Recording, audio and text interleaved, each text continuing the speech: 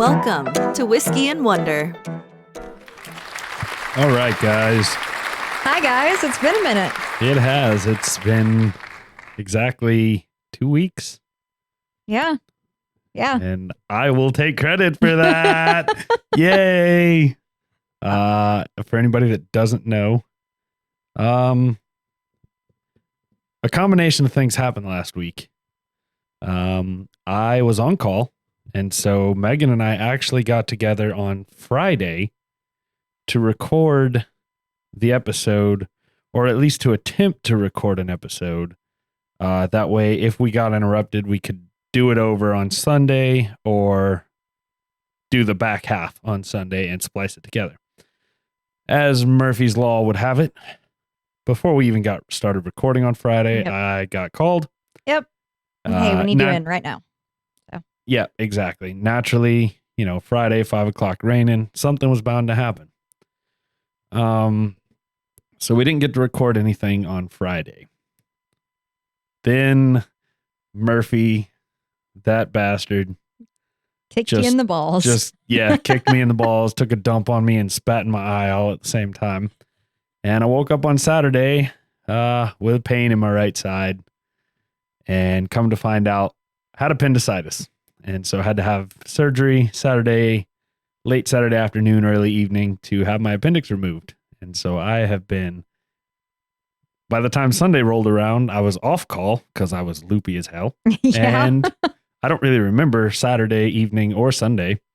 And obviously I couldn't drink and I couldn't do the podcast. Yeah. So we had to postpone one. Yep. So we took a week off as Tyler got better. It was a little terrifying. I was at work at my day job when you called me, and it was weird. Like I called you? Yeah. Yeah, you called me. Oh. I didn't even remember calling. I thought I just texted everybody. Nope. You called me and said, "Hey, I'm going into emergency surgery." And I was like, "What the fuck do you mean?" So. Yeah, well. Fortunately, I got it before it burst. Yes. Which is good. Anybody, if you're ever out there, you get if your appendix bursts on you, it can kill you. And if you have any pain in your right side, any kind of gassy pain, it feels like in your stomach, your belly, those are serious signs of it. So take this from somebody who hates going to the doctor, and I am the last person that will ever go to the doctor. If it's something like that, go ahead, and it's worth going to the doctor, because don't fuck around. Yeah, that's not something you want to play with. Don't find out. So anyway, I'm here. I'm 10 pounds lighter. It was a big fucking appendix. I'm here. Megan's here. Yeah. I'm good. Thanks everybody for the well wishes. I really appreciate it. I've been kind of quiet on social media just because I've been trying to recuperate, and frankly, nothing's been going on. I've been sitting in a chair watching TV for most of last week. So, can't really post too terribly much about that. There's only so much. You've been healing. Yep. But I'm good. I went back to I worked from home last week for 2 days, just doing computer work for my regular job. And then I went back to the bar, last night, and I'm on light duty there. So things are getting back to normal, and I'm basically pain free. I feel like I've done 1 million sit-ups in the past 2 days because my abs are very, very muscly sore. But my incisions and my innards are no longer sore. So, with all that being said, the website is up. Check us out, whiskyandwonder.com. On there, you can find stickers under our shop tab, or whatever it's called. I don't remember exactly. Pretty sure it's called shop. Is it shop? Yep, it's shop. Under the shop tab, you can find stickers there. $3. We have a couple left. Mm-hmm. We got the glasses. We finally got the glasses. Megan's gonna have to send them because I can't lift the boxes at the moment. But I don't know if anybody on YouTube can see this without the glare from the screen. I'm trying to get the logo on the side there. If you have a black piece of paper, you can put in front of it, or black something. Yeah, let me try that. No. Yep, that was genius. I just shoved it between the... And now it's getting the reflection of the computer that's screen. a little better. Yeah, there you go. You can kind of see it there. Anyway, they're in stock. We'll get a picture up on the social media. We'll get one up on the website hopefully under the shop tab. Now, Yep. if I can get this fixed, there we go. So those we have them now. We only had 2 break-in Transit. Yep. Yeah, So not bad considering. yeah, overall not that bad. So pricing on those is going to be $8 for 1, $15 for 2, $20 for 3, and $25 for 4, plus shipping / pickup if you are local. In addition, Patreon's live. I think we've talked about this before. Mm-hmm. To where you can donate to $1, $5, or $10 tiers at the moment. And in addition to that, our Amazon affiliate link is live. I want to thank everybody that's using that. Yes, that's awesome. We have earned a decent little amount off of that. I'm pleasantly surprised. And to whoever bought the printer, shout out to you, because that was by far the biggest amount we've earned. So thank you. Yeah, thank you, printer person. Yes, I can't see who buys what. All I can see is what's bought. So, my camera's being wonky again. You broke it. Oh yeah, I'm trying to. That's kind of why I was spacing in and out there for a little bit. There we go. All right. So, on that. Oh no, I'm sorry. We have one more announcement. We do? Yes, we do. And this one's a little frustrating at the moment. So we had 2 new drops that we've been using on the last couple episodes. The Wonder segment and Trivia with Tyler. Unfortunately, YouTube is being assholes and telling us we have copyright claims for the new drops, which I don't really understand because we have a subscription. It's related to the music in them, and we have a subscription that gives us the right to use the music. So I'm not entirely sure why we're having that issue, but it's been on 2 episodes now. So we're gonna pause using those until we get that sorted out. Yep. Hopefully they'll be back very, very soon. And with that, you can find us at all the places on the screen if you're checking out YouTube. If not, you can see all the places in the show notes description.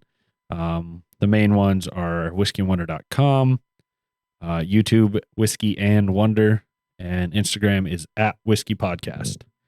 If you want to email us, contact at whiskyandwonder.com, and all the rest you can see right on down in the show notes there. And now I will turn it over to Megan. Okay. To talk about the donations we have received. Yes. So we have received a few donations. So thank you for those of you who sent them out. I would like to thank friend Angie for getting us a bottle of scotch, a really nice bottle of scotch that we will be reviewing in 3 or 4 episodes time. We're going to get through the Flaviar subscription first, and then we're going to bust open that scotch. So I'm really excited for it. I'm going to put it on the website, so we might as well go ahead and show it off and tell them what it is. Yeah. It is the Glenlivet single malt scotch, aged 15 years. So I am excited. French oak reserved. Yeah. Selectively finished in, it looks like it should be limousine, but it doesn't have the E, so Limousin. oak to give a perfect nutty spiciness to the fruity Glenlivet style. I'm excited for this. I'm too. I think it's going to be delicious. Friend Angie thinks it's a scotch we will actually like. So We appreciate that so much. Thank you, Yes. friend Angie. thank you so much. Thank you to everybody who's donated through Yes. Patreon and PayPal. There are links to those on the homepage of the website. And Yes, you you can guys are also, amazing. yes, absolutely. You can also just send us money. The PayPal is in the show notes, as I mentioned earlier.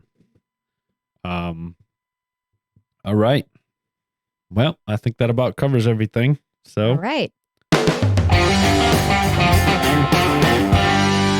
Opening the bottle. All right. Today we are drinking a single malt whiskey from Wales. This is the Penderyn Madeira finish. I do not speak Welsh, so I don't know if I pronounced that right, but I'm going to go with Penderyn Madeira finish. And that's what I'm sticking to. So this whiskey, I'm pulling up my notes. There we go. Penderyn Distillery is a distillery located in Wales.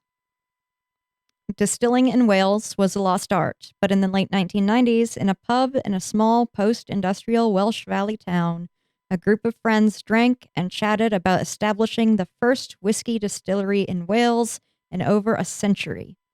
They dreamt of creating a whiskey as pure and precious as Welsh gold, represented today by Penderyn's gold seam. Thus, Penderyn was born. all right. Sorry, I'm a little slow on the pour today, guys. I'm having to manually focus my camera here because it's being stupid. All right, so this is a house-style whiskey aged in ex-bourbon barrels and finished in ex-wine casks to bring out its full gold character. So, bottled in what was once bourbon and finished in what was once wine. So I wonder if that's going to pick it up at all. It's a very pretty gold color. It is. Very It is a nice. very light gold color. Man, this is not even a finger this time. I don't know if I just didn't pay attention or just misjudged it last time. But this is like, I know you got a little bit more in your glass than I did, just because I'm not sure how much I'm supposed to be drinking at the moment. But I'm not taking Probably any, nothing. I'm not taking any pain pills, so I am good for that. Yeah, I mean, this is maybe about a half a finger for me is what I get. So Megan probably got about 2/3 of a finger. Something.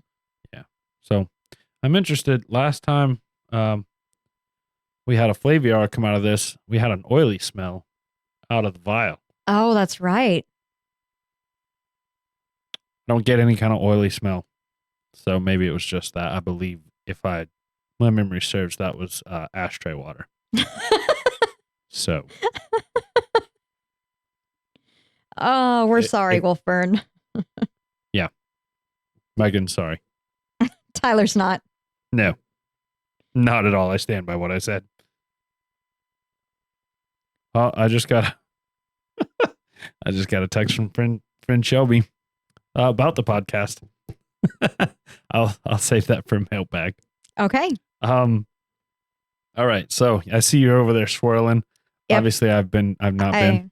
I stole a couple little sniffs. It smells really good. It's very almondy. I get a lot of almond from it. There's like a toffee or a caramel maybe. It makes me think of like the Russell Stover's Valentine's Day chocolates that you get that are filled with like an almond cream. They come in that huge multi-box of like all little tiny chocolates. I know what you're talking about, but I don't think I've ever had an almond cream one. No, well, yeah, that's what it smells like to me. It Okay. smells good, minus the chocolate. Just almond candy type smell.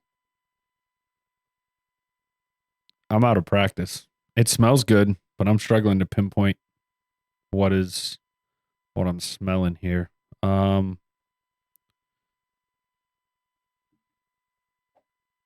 It's one of the better smelling whiskeys we've had, honestly. And that scares me a little because typically if it smells really good, I'm worried it's going to taste really bad. Well, I just burnt my nose hairs on that one. I think that's because I got my nose like deep in the glass. I feel like the smell is very, for me, is very mild. Maybe some sort of fruit, maybe citrusy. A little bit of like lemon in there. That's. But you're right. I definitely do get the hints of like a bourbon kind of smell. I don't know. What are we supposed to be smelling on that one? Like I said, I'm a little bit out of practice. So we're supposed to be smelling classic freshness with aromas of cream toffee, rich fruit, and raisins, and butter. Which, as soon as I read butter, I was like, oh, I smell that. I get that. That might be where I was getting like the creamy-ish smell. Well, you said, what was the first one you said? Toffee? Not toffee. Before that, it was like cream. Cream toffee. Yeah, cream. Yeah. I do get a little bit of butter right on the very very beginning. Yep. Yep. Not so sure about raisins. I definitely get some kind of fruit in there. Yeah, I can't pinpoint what type of fruit it is, but it's definitely there. Interesting. All right. Well, I'm gonna try some. All right. I'm gonna fill the air as Tyler tries it, thinks about it. What do you think? Yeah. Interesting facial expressions. Fruity. It burn on the tip of my tongue, burn in the middle, burn all the way down. Not overpowering. Definitely fruit on the mid, and I can't put my finger on it at the end. But the spices still linger. I've taken one sip right as Megan was finishing, talking over there, and it's still burning in my esophagus. And like I said, it's not overpowering. No. I am getting the burn you're getting. Definitely getting some fruit. Probably an initial little bit of the butter and toffee. A malt, maybe a little bit of a maltiness. And I think that flavor that's lasting at the end is a bit of peat, a bit of a peaty flavor that comes from scotches. If that's interesting, because I've kind of come to associate that peaty flavor with ashtray, personally. I mean that. I don't know if that's correct or not, but that's what I have come to associate it based off the two we've had. Hopefully this Glenlivet changes my mind. I hope so. In a few weeks. So the palate is supposed to be crisp and finely rounded with sweetness to balance an appetizing dryness, which tells me absolutely nothing. Oh, that tells me, well, yeah, I guess I would say that's pretty accurate, actually. I mean, yeah. The fruit wasn't overly sweet fruit, but it did have a tinge, like you said, the creaminess is kind of sweet. Yeah. So, I can see that. Yeah. Reading a different review, it says they taste vanilla, spices, butter, honey, and copper. So, what does Flaviar say we should? Yes, this taste? is a Flaviar, so we got the little card here. And for everybody that we talked about them before we had the cameras, this is what they look like if you're on YouTube. You just got your camera to refocus. Now you're fucking it up again. Oh, God damn. You had to say that because I had completely forgotten. All right, let me get this Sorry. camera autoed. Um, There we go. So That's what it looks like. So I'm not sure if you read that from inside or out. I think we've argued both ways. Yes. So I don't know. I think. All Oh, right. mer? So I believe it starts sweet vanilla Okay. with it says vanilla sweetness, sweet, caramel. And then it's got fruit, lemon peel, tropical fruits, biscuit, and then I think if I'm reading this correctly, the finish is custard and herbs, and it's a long finish. Okay. I think I think I read that correctly. Okay. Just for everybody's reference again here. It's definitely a long finish. I'm still getting a little bit of the burn in my throat. My mouth still tastes a little bit like it. It's maybe it's a custard. Maybe that's what I'm tasting. I think the herbs are what I'm tasting on the finish. It's hard to place. I'm struggling. I'm gonna say it's because we've been off doing this for a week, so now I'm lost. So, and yeah, no, I would agree. But I'm glad they said there's lemon in there because I'm not crazy. No, you're not. I'm not crazy. You got this. So, yeah. All right. Well, on that note, like I said, we're not going to have some of the drops today.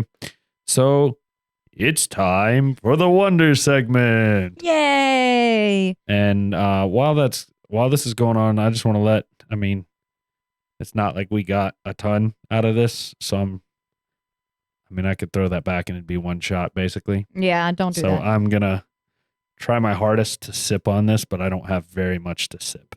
Yeah. I think I'm going to have a little bit better luck since I'm the one doing the wondering today.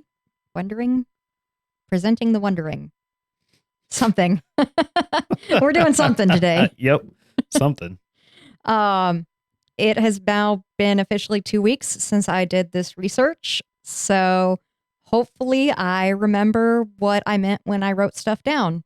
Because when I'm writing notes, I write in shorthand.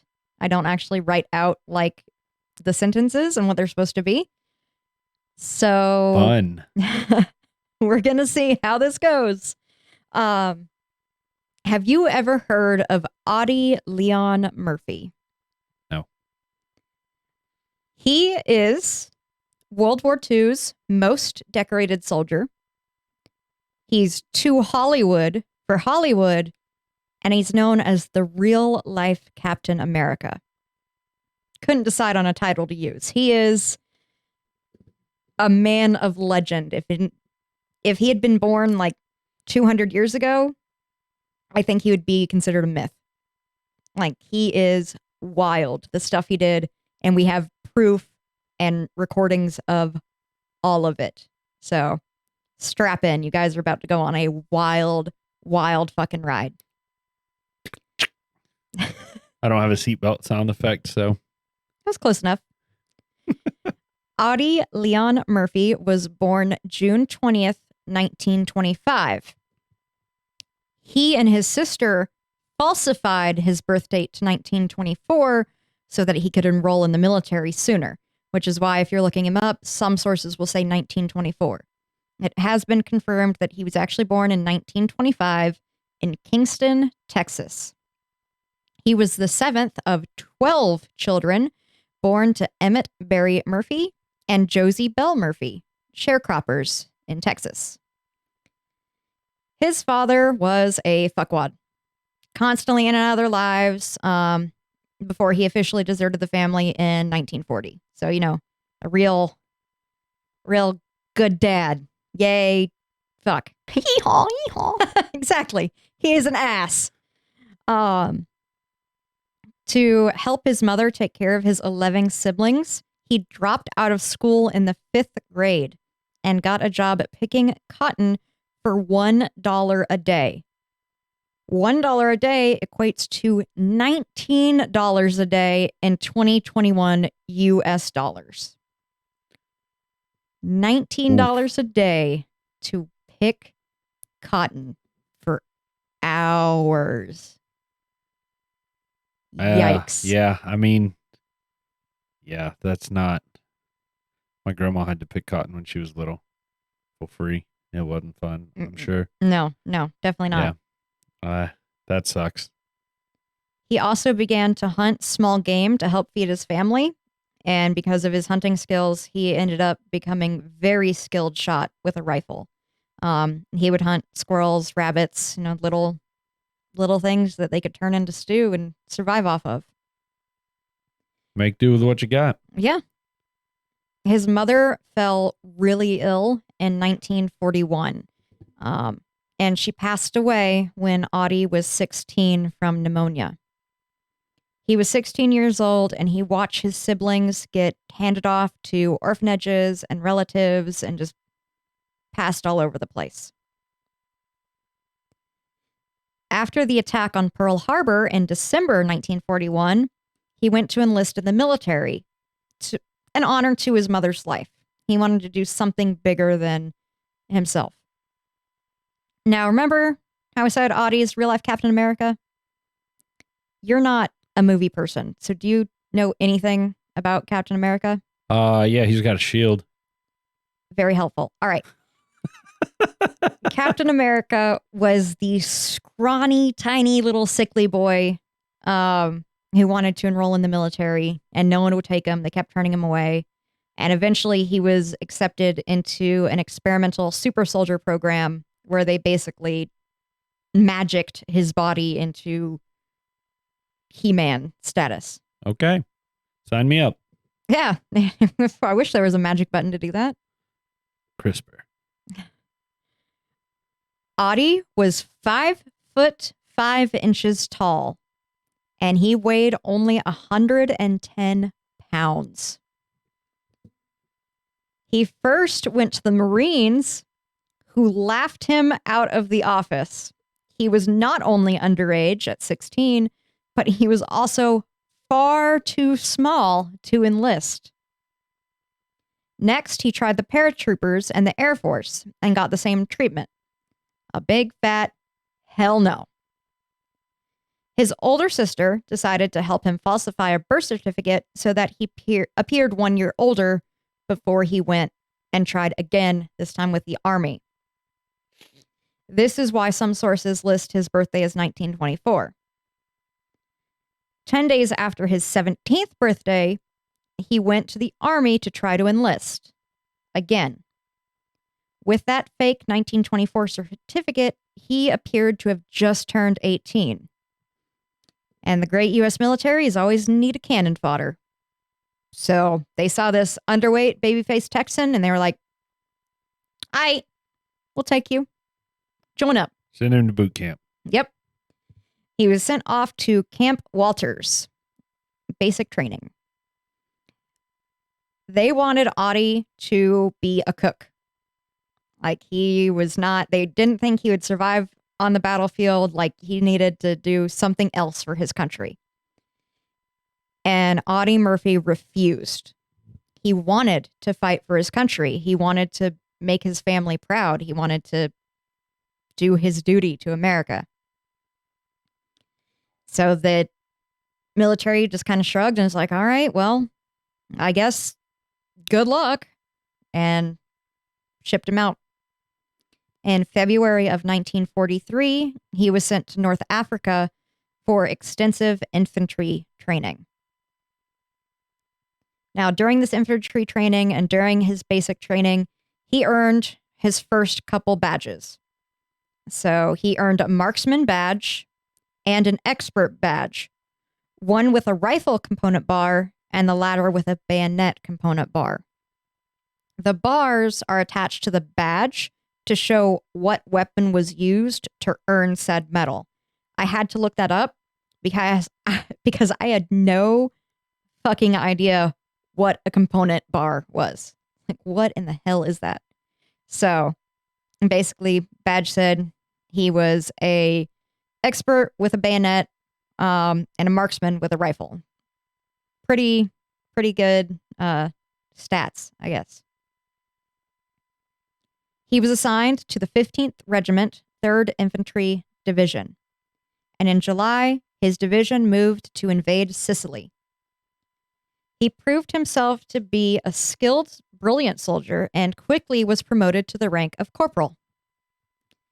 Around the time of his promotion, while in the Italian mountains, Murphy contracted malaria. Oh, boy. Remember, from this point on, Audie Murphy had malaria and had the disease for the rest of the war. I don't know enough about malaria to know. I know it's bad, but I always kind of get that confused with cholera. They're both in the water, right? And malaria, I think you can contract. Isn't that what mosquitoes? I don't. Why did you ask me these questions when I didn't look it up? God damn it, Tyler. I have a curious nature. Well, I know malaria is super bad because everywhere I was reading was like shocked that he continued to be in the military at all. And then everything he did on top of that is just nutso cuckoo bizarre. A quick Google search says malaria is a disease caused by a plasmodium parasite transmitted by the bite of an infected mosquito. The severity of malaria varies based on the species of plasmodium. So apparently it's a little parasite that eats your blood cells or something like that. Okay. Delicious. That sucks. But Audie Murphy said, fuck it. I'm a soldier. I'm a corporal. And he continued soldiering and proved his skills time and time again. While on a scouting mission, he and 2 of his companions were ambushed. The Germans killed 1 soldier with a machine gun, but Murphy and the other survivor managed to retaliate and take out several German soldiers with hand grenades. In October of 1943, his company repelled an attack during the Allied assault on the Volturno Line. They killed 3 Germans and captured 4 others as prisoners. December 13th, 1943, Audie Murphy was promoted to sergeant. In January 1944, he was promoted to staff sergeant. In late January 1944, he was promoted to platoon sergeant. And in March 2nd of 1944, Murphy and his team killed the crew of a German tank that was passing by the farmhouse they were using as a shelter from the weather.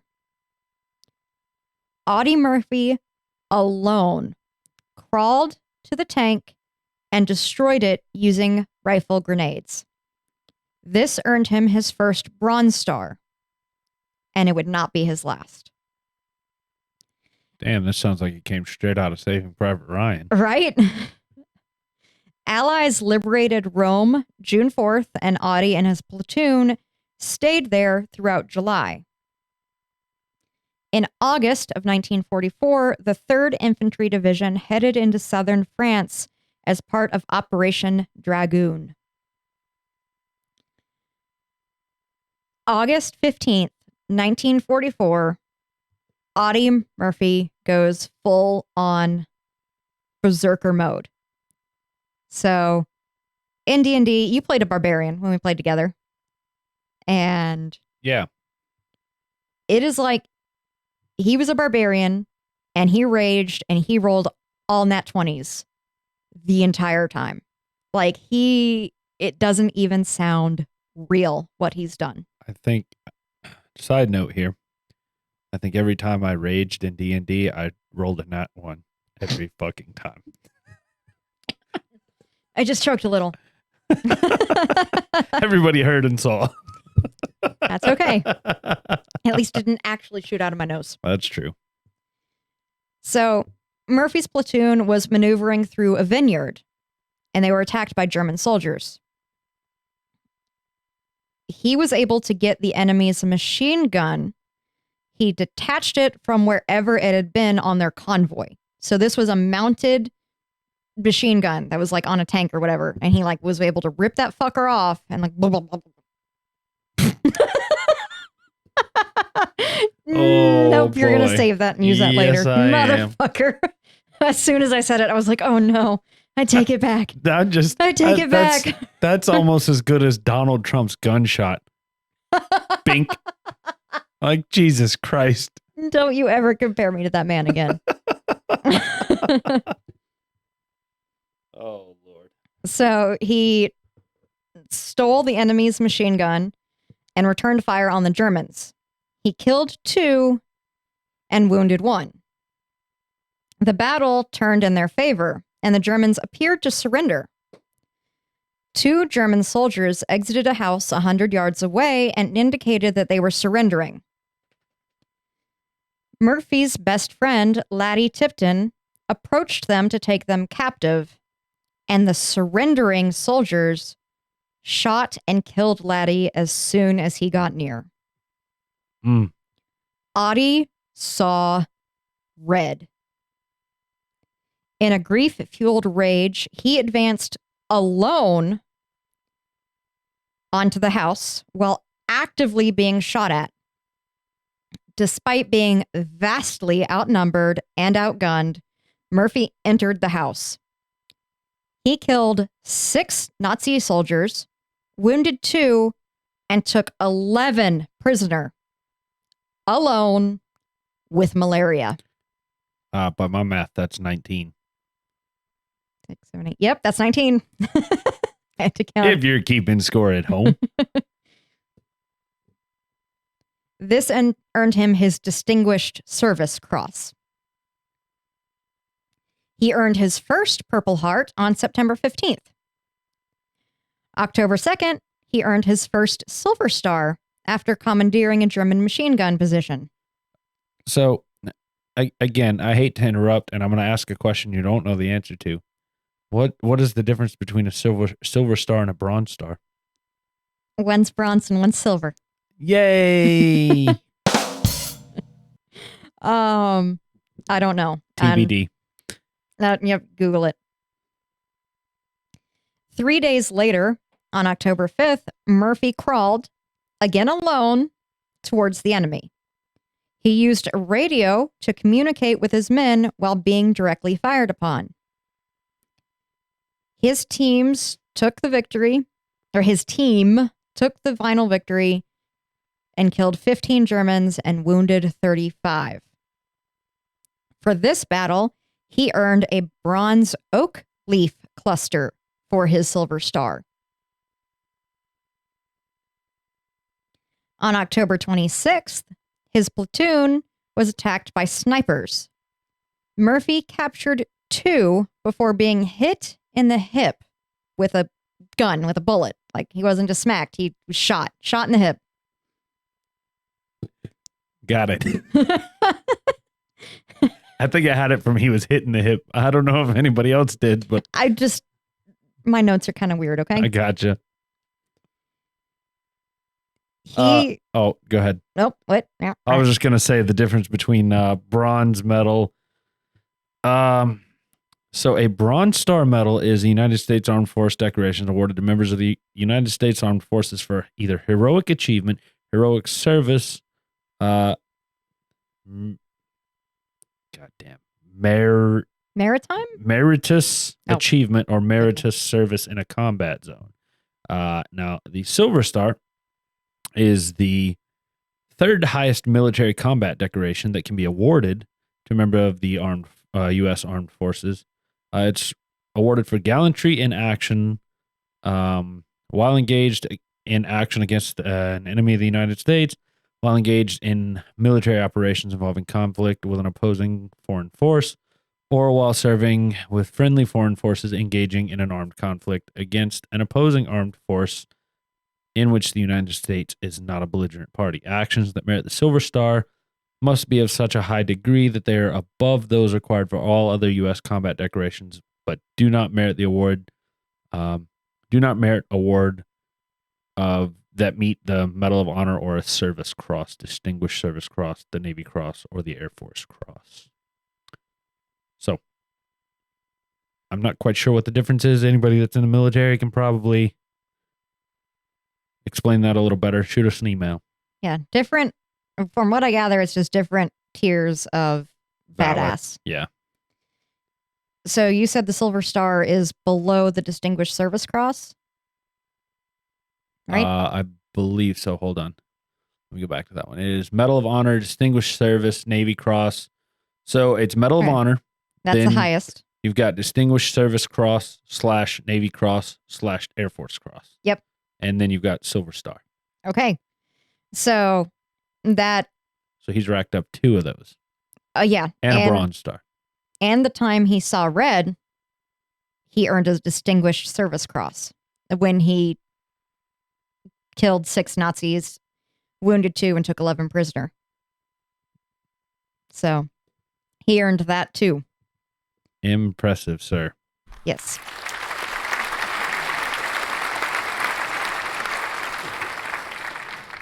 So back to October 26th. Murphy got shot in the hip by a sniper, and because he is the craziest super soldier that has ever existed, he returned fire to the enemy sniper and hit that sniper dead between the eyes. You've been wanting to use that so bad. I have. We haven't had many shooting whiskeys, so. Yay. Yay. His gunshot wound kept him out of combat until January. So 2 months where he had to just chill out. But it wasn't all fun and games because he developed gangrene. Oh boy. And its removal caused him to lose some of his hip muscle. So he has malaria, had gangrene removed, hip muscle gone. All right. So in my head, and I have a question, and this is, I'm going to give you the reasoning for asking it. In my head, I'm stacking up the things that are going well for him compared to the things that he has stacked against him. So like malaria is against him. Now he has lost hip muscle and hip. And earlier you said he was like 5'5", 5'5", 110 pounds. When he was like, what, 16, 17-ish? Mm-hmm. 17. Was he just like did it ever come up? Was he just like late hitting puberty? Did he grow? Was he like... He's just a scrawny kid. No, he's just a short, tiny dude. Short, tiny dude his entire life. Okay, so that wasn't like where he hit puberty later and grew up to be like 6 foot, 6'1". Nope. 170. Nope. Oh, maybe that's why they struggled to shoot him. He was so small. I mean, I'm not trying to disrespect the guy or anything. It just smaller target, smaller surface area to hit. Advantage him. Okay. I was so not expecting that. Oh my God, Tyler. That's how my mind works. Oh, okay. You broke my brain. Anyway. Your boy wasn't done being a badass. On January 24th, 1945, just 10 days after rejoining his platoon, the 3rd Division got hit hard by a counterattack. His legs were wounded, and this earned him another Bronze Oak Leaf Cluster. On January 26th, the Nazis hit an M10 tank destroyer, setting it ablaze. Audie Murphy ordered his men to retreat into the woods while he remained alone at his post. He shot the Germans with his M1 carbine. And side note, if you are a gun enthusiast, it's carbine. Mm-hmm. If you're a gamer, it's carbine. That's how you can tell the difference. I had to look that up because I had different people tell me different things. Someone says, no, it's a carbine. Someone said, no, it's a carbine. So carbine, if you're into guns, carbine if you're into games. Just so you know. Anyway, he shot the Germans with his M1 carbine and directed artillery fire with his handy-dandy radio. Again, he started to run low on options. Ran out of ammo. So rather than retreating or running away, Audie Murphy decided to jump into the burning tank destroyer and used its 50 caliber machine gun on the advancing Germans. He stayed in that burning tank, that burning tank destroyer, for an hour and only stopped when he ran out of ammo. He killed an entire squad and wounded or killed 50 more before the ammo ran out. He is sitting in a bomb that is on fire. And dude is just kicking it. That's amazing. Yeah, he is insane. Oh, and he has malaria. He's missing hip muscle. And his legs have been injured at this point. And he's only 5'1" and 20 pounds. I think he said 5'10". Huh. I meant to say 5'5" and 110. But yeah, he's 5'5", 110. Let's not get it mixed up here. yeah, no, he's tiny. I said one, you said one, and then the real one was in the middle. He rejoined his men, ignoring his leg wounds, and led them onward to repel the Germans. After, he refused to leave his men again, even as his wounds retreated. This earned him the Medal of Honor. He got all three. He got... And then some. Yes, all three and then some. It absolutely insane. I'll go over everything he earned Damn. in a minute. February 16th, he was promoted to first lieutenant and received the Legion of Merit for his service from January 22nd, 1944 to February 18th, 1945. He was made a liaison officer and pulled from the front lines. Basically, they had to give him a new job and force him away from the front lines to get this kid to stop putting his life on the line for everyone else. And he was how old at that point? Let's see. He What year was it? 1945. He would have been 20. 20. Damn. Yeah. All I keep thinking about is Lieutenant Dan. It like how all his, like that was his destiny, was to die in war. And I feel like that's what this guy's MO was. Like, I'm going to go out here and do what I can for my country, and I'm going to die in war. He was just not dying. Yeah. He was just a better Lieutenant Dan than Lieutenant Dan was. Yeah. I mean, that's fair. Audie Murphy was awarded every single medal and merit America had, plus 5 from France and 1 from Belgium. Damn. Even got foreign countries involved. Yes. Which means he earned a total of 33 medals / awards. Yeah, let's take one of those and just rename it the Audie Murphy Award. I was going to list every single award he won here, but that seemed a little obnoxious. So basically, if it was a U.S. military award, Murphy earned it. And all of them. Many more than once. That's really all you need to know. Damn. When the war ended in May of 1945, Audie Leon Murphy wasn't even 21 years old. What do you do for the rest of your life? Oh, you want to know? Yeah. I'm going to tell you what he did. Nice.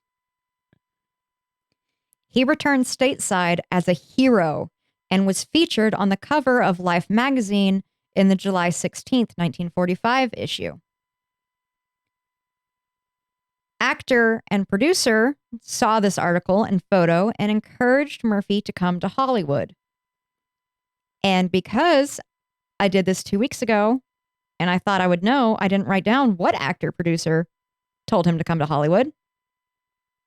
And it looks like I didn't fucking write it down. So A really big actor saw the article about him and contacted Murphy and was like, dude, you gotta come to Hollywood. You gotta come here and be a star. Be a star, bro. His acting career lasted until 1969, over the course of which he starred in 40 feature films and one television show. Anything I would have heard of. Yes, we'll get there in a minute. Oh, God. This man lived the life. In 1949, he collabed with Hollywood writer David McClure for his memoir, To Hell and Back. Universal Studios signed him a 7-year contract for $2,500 a week, which is $27,000 today. $27,000 a week sure as hell beats that $19 a day he was getting picking cotton. Yeah, it does. But that's surprisingly low. If you think about it, there's 52 weeks in a year, 27. You're 150 grand, roughly. How did you get that number? 52 weeks in a year. Uh-huh. Times 27. So I rounded that up to 3 grand. 27,000. Oh, sorry. 1.5 mil. Yeah, there you go. Missed a zero. 27,000. I don't math. You don't listen. So some of his films, and these are just the films I know I've personally seen and I personally recognized, include The Kid from Texas in 1950, Sierra in 1950, The Red Badge of Courage in 1955, or in 1951. The Red Badge of Courage in 1951. MGM Movies were the producers of that, and he was loaned from Universal to MGM to be able to do The Red Badge of Courage. Gunsmoke in 1953, The Unforgiven in 1960, and so many more. So the ones for sure that I think you would know would be The Unforgiven. Like, that's old school Western. It's insanely popular. They've remade it now. I've heard of it from the remakes, but I've never seen the original. Oh, wow. I've never seen any of them. I've heard of Gunsmoke, but I've never watched it. Well, you're not a movie buff. But anyway, those are some of his movies. Okay. He did 40 of them. So, What a life. Yeah, he became one of the top Western actors of the day. He was right there next to the Duke, John Wayne. In 1955, Jesse Hibbs, a director, wanted to turn Audie's memoir, To Hell and Back, into a movie. Murphy was reluctant, especially to play himself, but eventually agreed on the condition that they remove and tone down parts for fear of people thinking him embellishing for fame and fortune, because his actual life wouldn't be believable for a Hollywood audience. Damn. Yep. So originally they were like, hey, let's make your book a movie. And he was like, no. That's a bad idea. Like, well, we're going to make it a movie and you're going to star in it as yourself. No. I don't like that. What will it take us to do to make this a movie? We have to cut a lot of shit out. That's crazy. To Hell and Back was a smash hit and remained Universal Studios' top grossing movie for 20 years. It lost its place in 1975 to Jaws. It took a giant man-eating shark to knock Audie Murphy down. I'm wishing I had saved you. Sound effect right now for Jaws, but Oh, you have too many of my sound effects as it is. That's not fair. So he is a war hero. He is an A-list actor. But that's not enough for Audie Murphy. I don't know if my heart can take anything else. He also became a successful country music songwriter. His arguably most popular song was When the Wind Blows in Chicago. And it was recorded by Dean Martin. Damn. Yep. Audie Murphy suffered greatly from battle fatigue, now known as post-traumatic stress disorder. He had depression, insomnia, headaches, and nightmares. And in the mid-1960s, he became addicted to doctor-prescribed sleeping pills, Placidil.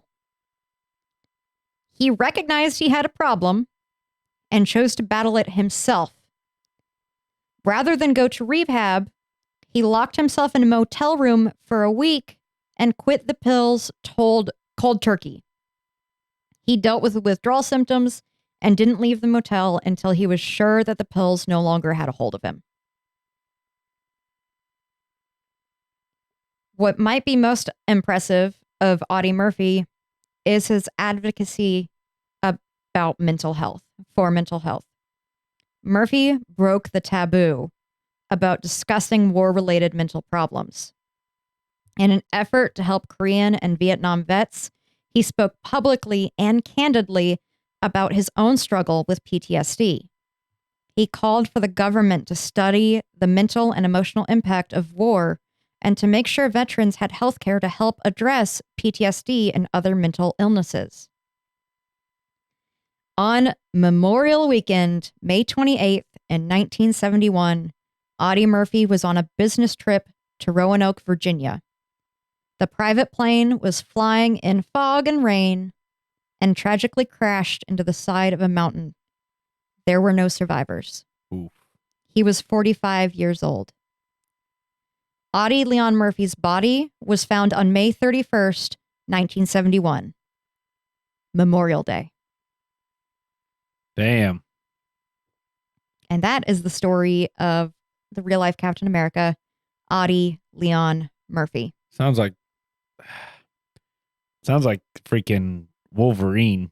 Like, ever seen Wolverine Origin where they're like fighting in the Revolutionary War? And you know, that's what it reminds me of. Yep. That and Lieutenant Dan. That's crazy. Yeah, absolutely bananas. So I finished. We're gonna hold off. But I did finish my whiskey. I don't know if you did. I did not. Okay, so to give you a little bit of time to get some sipping in, one good thing that's come out of this week of Pain? well, nothingness really, is I am way ahead on Trivia with Tyler. I have found some awesome trivia facts for about the next 3 or 4 weeks. All right. So we're going to start with Trivia with Tyler. Trivia with Tyler. So have you ever heard Marilyn Monroe? Like, you ever heard her speak? Yeah. Okay. So her signature breathy speaking voice was actually a tactic that she used to overcome a childhood stutter. A speech therapist reportedly trained her to adopt the throaty style, and it ended up becoming one of her standout traits as an actress and a singer. I also, side note, while researching that, found out that have you ever seen where she sings Happy Birthday to JFK? Yes, that's exactly what I was thinking of when you're talking about her throaty voice. Yeah. And I almost wanted to mimic it, but then I remembered you were recording this, and I was like, better not. You're learning, damn it. Apparently that dress, she literally had to be sewn into that dress. Holy guacamole. Yeah. So that's a little baby nugget for you. Along with the full size. Wow. But Marilyn Monroe would also be a very interesting topic at one point. Oh, That whole 27 club would be an interesting topic. Yes, it would.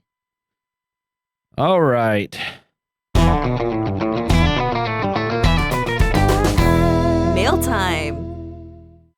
So, Megan's looking at me confused. Nope, I remembered. I'm dumb. Don't worry Okay. about it. Did I forget something? No. Okay. All right. So, we are going to start mail time today. So, we have 2 weeks worth of mail Mails. to catch up on. And we got our second mail from someone that. From a stranger. Yeah, from a stranger. Yay! And our first criticism. Yes. So, hey, thank you for criticizing us. Well, our first real criticism, I guess. Well, yeah. So you blue-thread on Reddit said, "Thank you for sharing Whiskey and Wonder. Good chemistry between the two hosts. I'm impressed with the multi-platform setup, including YouTube and Patreon. So cool.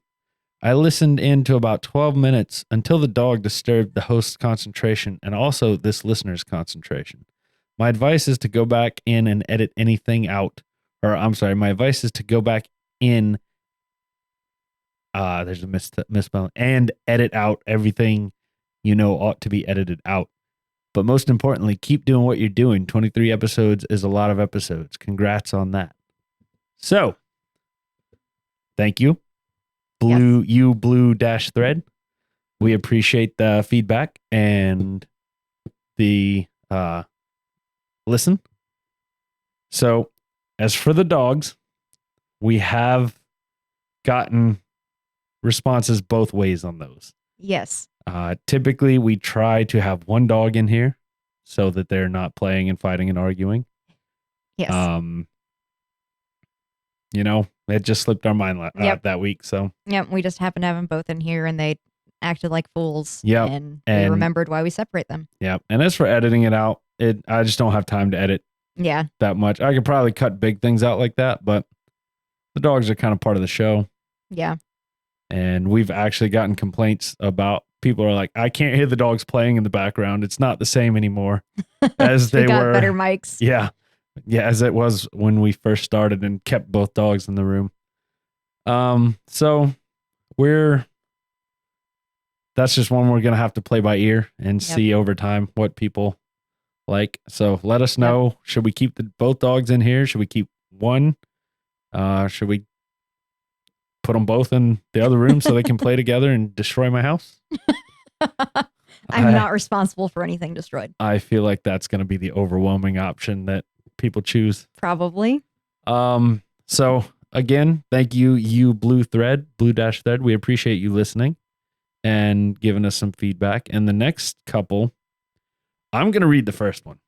Well, I guess I'm going to have to read them all because I don't think Megan's got. I do not. Yeah, she doesn't have. So, okay. The first one's long, and the first one is Megan did not see this email. And I mentioned earlier, we tried to record the Friday before my appendix failed me. And so I brought this up and read this to her prior to that. And she was like, "Oh, I forgot all about this," and did not know that this was going to be in mail time until I told her. So buckle in for my first ever experience being drunk. Oh, yes. The name is Dad Bill. Hi, Dad Bill. AKA friend Megan's dad, Bill. I'm just going to throw it all out there. Hi, Dad. So, hello, Mr. Megan's dad. Dear Tyler and Megan. Okay. I get it, as it's now time for the bus mow down. I don't know what the fuck I don't know what that means either. Yep. Dad, can you please explain what that is? All right. So this is where it really starts. About 22 years ago, Megan and I went on a little vacation to New Mexico and southwestern Colorado. Megan, do you remember Carlsbad Caverns? I do. And that's another funny story of how I conned you out of $100. And he literally says, that is another story. Well, we had the idea to go on to the Durango/Silverton narrow gauge railroad for a day trip through the wilderness. The train goes through the Rockies from Durango to Silverton and back. I recommend it to everyone who comes to Colorado that they do this trip. It's one of the most beautiful and majestic trips ever. There are no roads and only a hotel between the two. People backpack from the train, pick it up to get back to civilization. Warning, you must be experienced at backcountry hiking, have the correct gear, and be in great shape to attempt this. It's no joke and can be very dangerous to go into the backcountry. Yes. Now, back to the story. I actively partook in booze back then, probably a bit more than I should, but it's an important part of the story. I was drinking Baileys and coffee as a morning drink. The bar car was 3 or 4 cars away, and after my second trip up to get refilled, I asked the bartender to make the biggest one he could. He came up with a cup about the size of a large Starbucks cup. I asked him to add 4 or more shots in it, took a taste, and then had him add some more. When it was strong enough, I went back to Megan. By the time I got back to her, I had to pee really bad. The bathroom car was about 3 cars behind me, so I asked Megan to hold my coffee as the train bobbles from side to side. When I got back, Megan has this shit-eating grin on her face. Oh, I hope you guys can see her on the laughing right now. I think the camera, yeah, she's in frame. I had it minimized on my thing. All right, so. I am so red. When I got back, Megan has this shit-eating grin on her face. She hands it back to me and says, "This is the best coffee I've ever had." Remember, she's a little person and it's 3/4 gone. On realizing she drank almost all of my very large drink, I panicked. She started getting drunk and I made her promise she would tell no one, especially her mother, as we were divorced and our relationship was strained at that time. She was slurring her words by the time she asked me if this was what drunk feels like.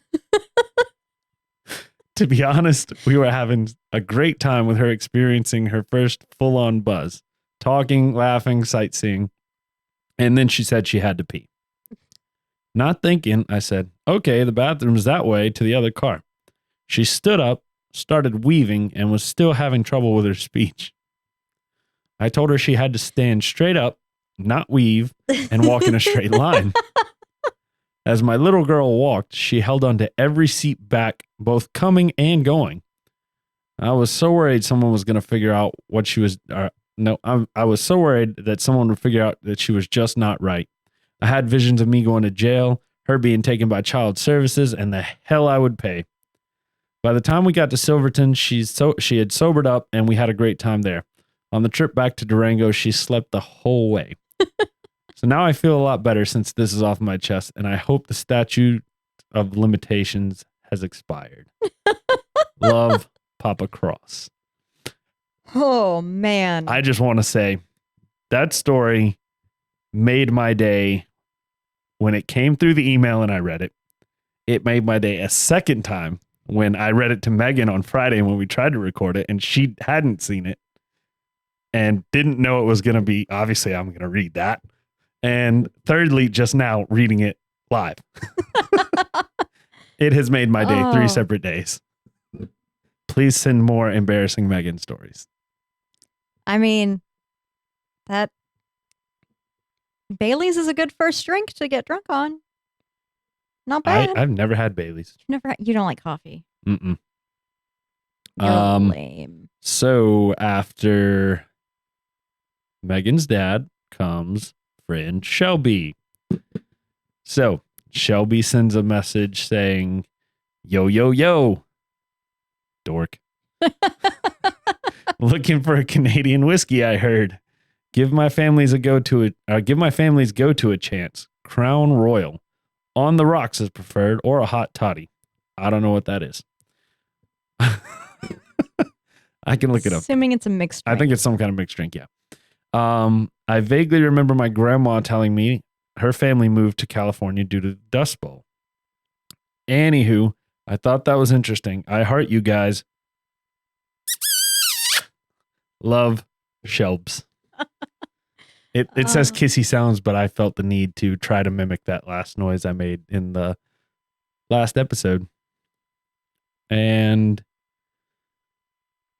Shelby, thanks for getting in contact with us. Yes. As always, I've seen you a ton this week because Shelby has been the absolute best person and helped me through the struggle that has been the last week. Shelby is a literal angel. Yep. She pretty much took She's care of me. Amazing. So everyone needs a friend like Shelby. We are blessed to have her as our friend. We are indeed. Our last message, I think it's our last, right? Mhm.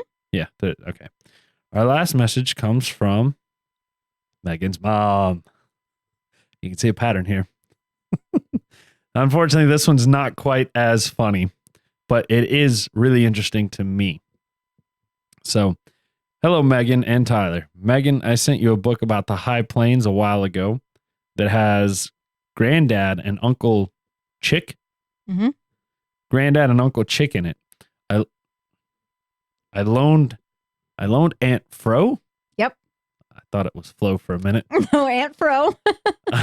I loaned Frosini. It's Greek. I loaned Aunt Fro my copy, so I can't tell you if it mentions the Dust Bowl or not. Hopefully you can check it out. All of the family, but your grandma, remained in Nebraska or Kansas. My cousin Larry still farms Uncle Chick's original farm. It's near Goodland, Kansas. I hope this will help you with some of your questions. The Wizard of Oz Museum is in Kansas. Something for you to think about if you do a road trip. Also, you could drive through Kansas at night and it would look like any other state. Stars would be fabulous, Tyler. Thanks for telling us to go to the sponsors to find the Amazon link. I hope my shopping will help the podcast. Hope you're having a great week.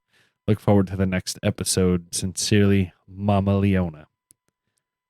And this looks like it came through on February 26th, which would be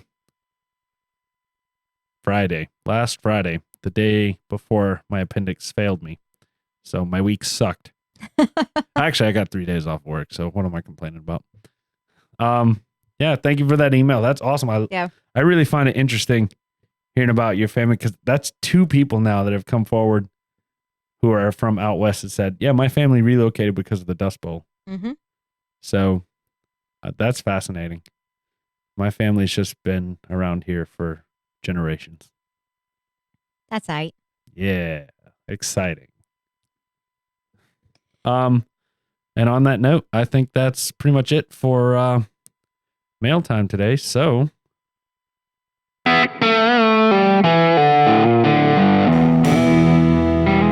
Final thoughts. well, I finished mine a long time ago and I forgot my thoughts already. Helpful. Yes. I definitely I smelt it more as you were going and teaching about damn, I'm terrible. Why can't I remember his name? It's because I'm thinking of Chesty Puller. And it is not Chesty Puller. Audie Murphy. Audie Murphy. Chesty Puller's another war hero. I definitely smelt vanilla. While you were teaching. I also drank it a couple different ways. And for me personally, if I just threw it back, was better than if I sipped it. If I sipped it, it lingered way too long for my taste. And it burnt. The burn, depending on if I was able to let it kind of cascade over the back of my mouth, or if it hit the top of the back of my mouth. If it hit the top, it burned. If it just cascaded, it was a very low, dull burn. And so, for me, I'm not a huge fan of the spice. I'm not a huge fan of too much burn. I think it's safe for me to say that at this point, 24 episodes in. So, by the way, this is episode 24. I don't think we said that at the beginning. I don't think so. So yeah, that flavor wise, it was good. Just too much burn, too long of a finish for me. I think I would agree for the most part with you. I really did like the flavor. I wish I could tone down the burn just a little bit. But it is a very sweet whiskey, very creamy and toffee-y. And just there, I finished it off by shooting it, and it definitely was a lot more pleasant to shoot. So I'm thinking we might have a shooter. Uh.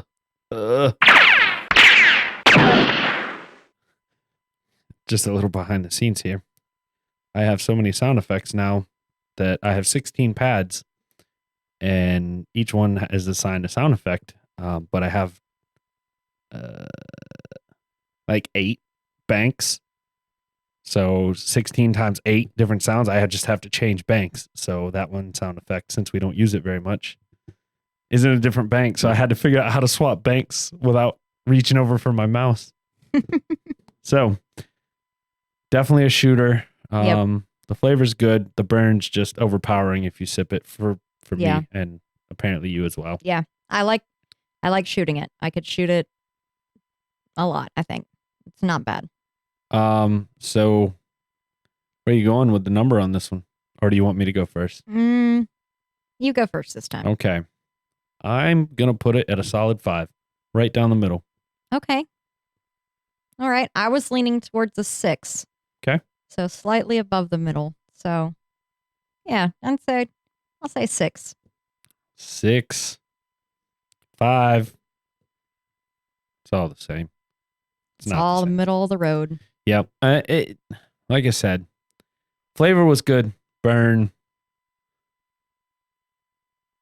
Too long. Just too long. Yeah. Yeah, I agree. But, I reckon on that note, check us out, whiskyandwonder.com. Check us out on YouTube, Whisky and Wonder, Instagram, at Whisky Podcast. Get your glasses. Email us. Nobody's emailing us. Everybody's telling us in person. We need your email. I need you to email it. We got a spreadsheet. Yeah, we have to put you in the spreadsheet. We got to make it work. Email us. Yeah. And more than that, email us with your stories and everything, so it can be more than my mom and dad and Shelby talking to us. Yeah. But, I mean, we love mom and dad and Shelby, but we would like some of you to email us. We know you're out there. We see how many listens we're getting. And by the way, let me touch on this for a minute. We're sitting at 1 hour and 17 minutes. We're trying to keep these between 1 hour and 15 and 1 hour and a half here, so I won't take too much longer. We are over halfway to me shaving my beard off. We are sitting at 1,262 listens at the moment. And remember, we have to get, I refreshed 1,264 listens. We have to get to 2,500 and 2,500 listens, and I will shave everything but a mustache / Fu Manchu off, which I'm kind of getting tired of this thing anyway. So let's get it there, guys. It's going to be just in time for summer. So great. I'll be a creeper all summer. Yay. But all right. I reckon on that note, check the show notes for where you can find us, where you can donate. If you have a drinking problem, where you can reach out. And other than that, don't drink and drive. Cheers.